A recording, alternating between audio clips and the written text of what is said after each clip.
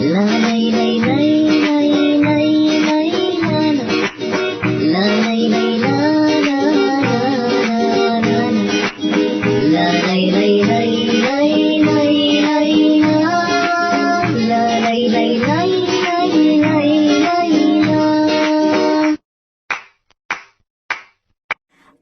عليكم ورحمة الله وبركاته، والصلاة والسلام على خير الأنام سيدنا محمد عليه أفضل الصلاة والسلام.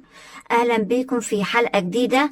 حلقة اليوم خاصة بطلبة وطالبات الصف الخامس الابتدائي. هشرح مادة الدراسات الاجتماعية، المنهج الجديد الترم الثاني. هناخد الوحدة الثانية، لمحات من تاريخ وحضارة بلدنا. الدرس الأول في الوحدة انتصارات بلدنا عبر العصور. قبل ما نبدأ الشرح ياريت ما تنساش دعم القناة باللايك وكمان الاشتراك في القناة من خلال العلامة الحمراء أسفل الفيديو، وتفعيل زر الجرس على الكل علشان توصل لكم كل الأخبار والإشعارات الجديدة. صلوا صلوا صلوا على رسول الله، صلوا صلوا صلوا على رسول الله. أولا، انتصارات المصريين قديم. الجيش المصري كان هو من أقدم الجيوش في العالم، وهو اللي قدر ينجح في تحقيق العديد من الانتصارات على مر العصور على كل الأعداء اللي قابلهم. فقد تعرضت مصر منذ عصر المصريين القدماء وحتى القرن العشرين اللي احنا عايشين فيه دلوقتي للعديد من هجمات الأعداء علشان يقدروا يستولوا على ثروات مصر كالتالي. أول حاجة، عصر الدولة القديمة.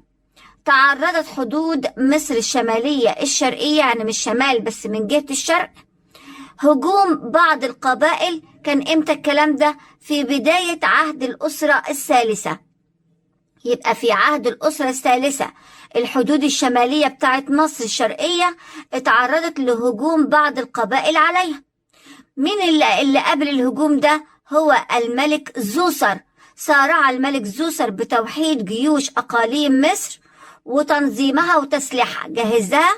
جهزها ونظمها وجاب لها السلاح ووحدهم كلهم، وحد جيوش أقاليم مصر كلها عشان يهاجم هذه القبائل.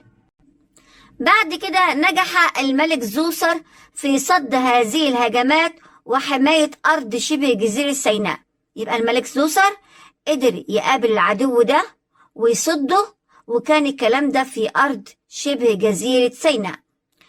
أما العصر الثاني وهو عصر الضعف الثاني، وده العصر ده بيتميز إن الصراعات بين الحكام وبعضهم كانت زيادة عن اللزوم، لدرجة إن هم كل الحكام ما بيشكلوا مع بعض. الفوضى انتشرت في البلاد، وكان ده في نهاية عصر الدولة الوسطى.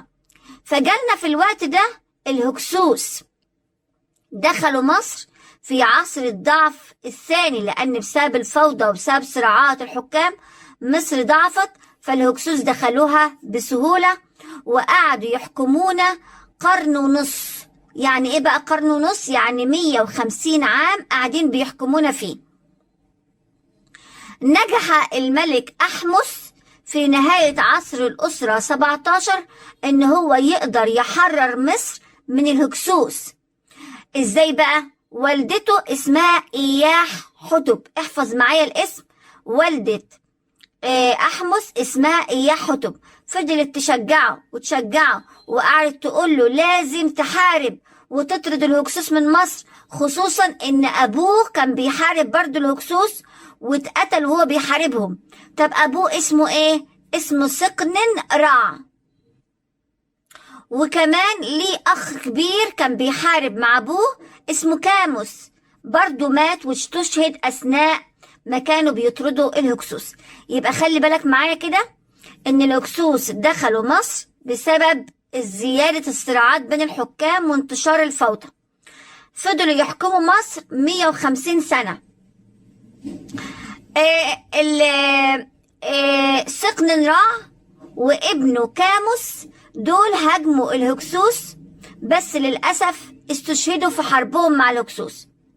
فأخوهم أخو كاموس اسمه إيه؟ أحمس. فضلت والدته تشجعه وتقول له لازم تاخد بصقر أبوك وأخوك وتطرد الهكسوس. وكان الكلام ده في نهاية عصر الأسرة 17، وفعلا أحمس اتشجع بتشجيع والدته وأخد بطار أبوه سقننرع وأخوه الكبير كاموس وقعد يعد. لذا يعد الملك أحمس هو بطل التحرير، وهو طارد الهكسوس، وهو مؤسس عصر الدولة الحديثة. يبقى ده نحفظ الألقاب اللي لقب بها الملك أحمس. صلوا صلوا صلوا على رسول الله. صلوا صلوا صلوا على رسول الله. أما في عصر الدولة الحديثة ظهر معانا الملك تحتمس الثالث، وقاد الملك تحتمس الثالث 16 حملة عسكرية. احفظ الرقم، حارب في كم حملة؟ 16 حملة عسكرية كان بيأمن فيها حدود مصر. ما تهزمش ولا مرة بسبب الجيش المصري وقوته. من أشهر المعارك اللي خاضها الملك تحتمس الثالث هي معركة مجدو. اسمها ايه؟ معركة مجدو. طب وقعت فين؟ وقعت هذه المعركة في مجدو، ودي موجودة في فلسطين حاليا. لما المعركة تمت حصل ايه في النتائج بتاعتها؟ تفرق صفوف أمراء آسيا بقيادة أمير قادش. يبقى الأمراء بتوع آسيا اتفرقوا، ومين اللي كان قائد بتاعهم؟ أمير قادش. بعد كده انتصر الجيش المصري عليهم. انتصر الجيش المصري ايه؟ عليهم. يبقى من أشهر المعارك اللي خاضها الملك تحتمس الثالث هي معركة ايه؟ مجدو. تعالوا نشوف كده الإبداعات العسكرية عند تحتمس الثالث. فاجأ الملك تحتمس الثالث العدو بتخطيط عسكري غير متوقع، ما كانش حد متوقعه خالص، حيث دخل مدينة مجدو من أقصر الطرق. يعني راح دخلها من طريق قصير جدا، وطريق مليان خطورة وصعوبة، ومفيش مخلوق كان يتوقع إن حد يعدي من الطريق الضيق ده بالجيش بتاعه. وطبعا دي كانت مفاجأة كبيرة للعدو من تحتمس الثالث. تعالوا نشوف الملك رمسيس الثاني. خاض الكثير من المعارك ضد الحيثيين. احفظ ان رمسيس الثاني كان بيحارب مين؟ الحيثيين، ان هم كانوا بيستولوا على مناطق من الامبراطورية المصرية. فهل هيسمح رمسيس الثاني الحيثيين ياخدوا بلدنا؟ لا طبعا. عشان كده حاربهم وطردهم من الامبراطورية المصرية. اشهر تلك المعارك اللي خاضها رمسيس الثاني هي معركة قادش. احفظ الاسم، معركة قادش دي وقعت في سوريا. قادش فين؟ في سوريا. نتائجها حصل توقيع أول معاهدة سلام في التاريخ. احفظ معايا، أول معاهدة سلام حصلت في التاريخ كانت بين الملك رمسيس الثاني وملك الحيثيين. أهمية المعاهدة السلام ديت إن هي ساعدت هذه المعاهدة على تحقيق الأمن والاستقرار للطرفين. صلوا صلوا صلوا على رسول الله. صلوا صلوا صلوا على رسول الله. أما آخر حاجة وهي انتصارات المصريين حديثا، هنتكلم على انتصار مصر في حرب 6 أكتوبر 1973. دي أهم الحروب التي خاضتها مصر في القرن العشرين. كان البطل بتاعها هو الرئيس الراحل محمد أنور السادات رئيس مصر. سبب الحرب إن هو كان عايز يرجع أرض سيناء من الاحتلال الإسرائيلي. ففاجأ الجيش المصري العالم كله بعبور قناة السويس وتدمير خط بارليف في 6 ساعات فقط. نتيجة حرب 6 أكتوبر ودور الرئيس السادات في تحقيق السلام، النتيجة ان احنا هزمنا الجيش الإسرائيلي هزيمة ساحقة. ونتيجة ثانية ان الرئيس الراحل محمد أنور السادات سافر إلى تل أبيب في إسرائيل نفسها، ووقع وقع معاهم معاهدة السلام بين مصر وإسرائيل عام 1979، واحفظ التاريخ. أهمية معاهدة السلام إن استطاعت مصر تستعيد أرض سيناء كاملة، واستطاعت مصر التركيز على مشروعات التنمية وتحسين حياة المصريين بدلا من إنفاق مواردها على الحرب. وكمان لازم تعرف معايا إن مصر عملت متحف اسمه بانوراما حرب أكتوبر، وده موجود في القاهرة، وبنوه تخليدا لذكرى انتصار مصر في 6 أكتوبر.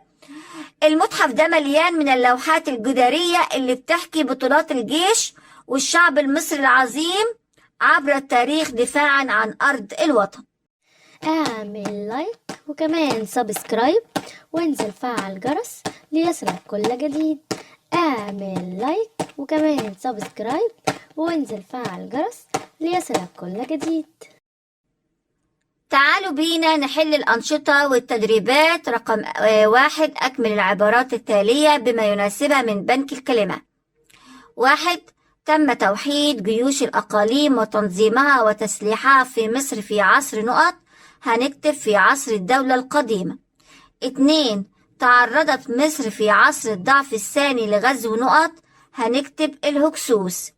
3، بطل التحرير وطارد الهكسوس هو نقط، هنكتب الملك أحمس.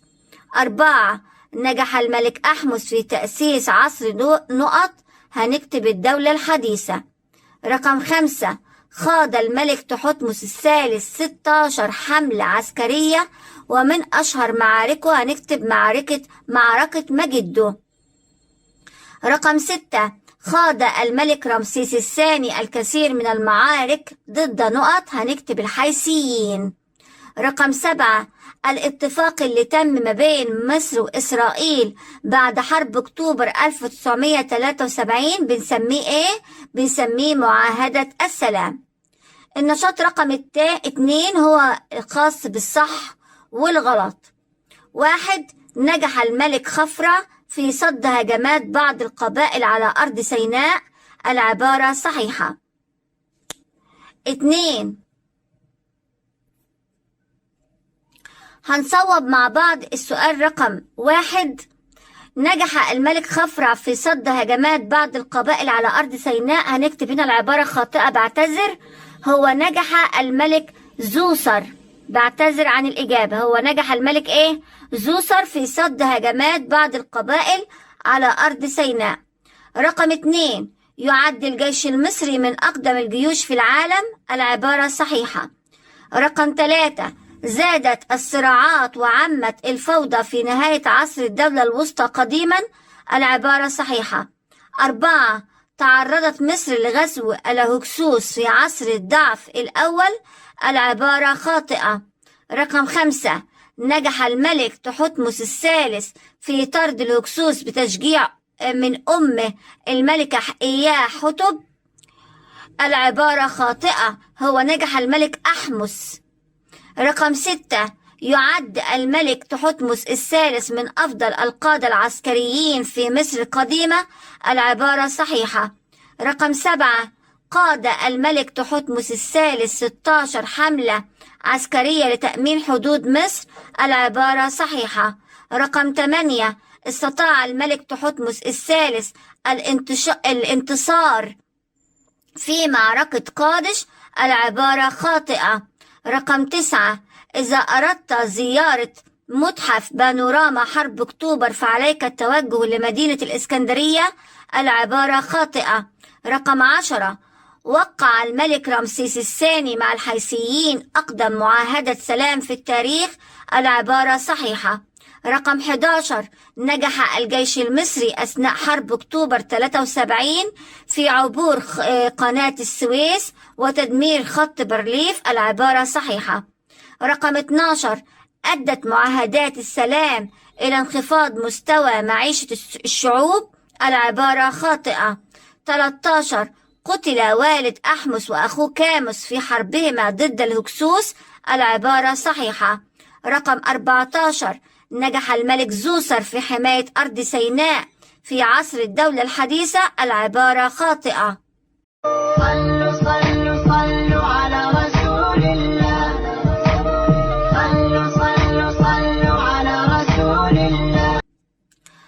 النشاط رقم 3، اختر الإجابة الصحيحة مما بين القوسين.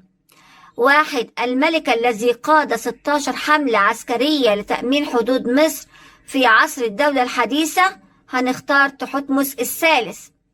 2. الملك الذي نجح في توحيد جيوش أقاليم مصر القديمة هو نقط، هنختار زوسر. رقم 3. كان للملكة إياح حتب دور في تحرير مصر من خطر نقط، هنختار الهكسوس. 4. انتصر الجيش المصري في معركة مجدو على أمراء نقط، هنختار آسيا. 5. عقدت أول معاهدة سلام في التاريخ بين المصريين ونقط، هنختار الحيثيين. 6. أحد أبرز القادة العسكريين في مصر حديثا هو نقط، هنختار محمد أنور السادات. 7. الملك الذي انتصر على الحيثيين في معركة قادش هو نقط، هنختار رمسيس الثاني. 8. عقدت معاهدة سلام في العصر الحديث بين مصر ونقط، هنختار إسرائيل. بكده أكون وصلت معاكم لنهاية الأسئلة، أتمنى لكم التوفيق والنجاح. لا لا لا لا